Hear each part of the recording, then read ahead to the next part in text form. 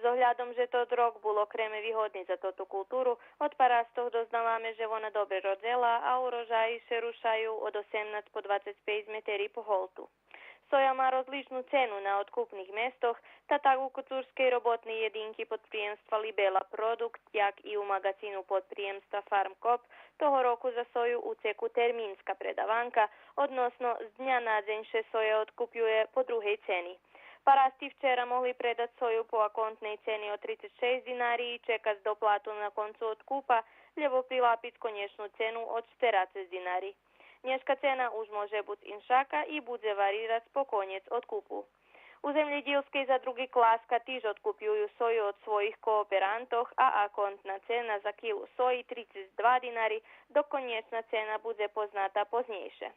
Prognozuje sa, že žatva soji bude zakončená relatívno friško za 7 do 10 dní a uchotáre popri už dozretej jesť i dosť postcernjankovej soji, ktorá tiež dobre napredovala i bude schošená poznejšie a pre väčšiu vláhu jej odkup bude inšak čečic.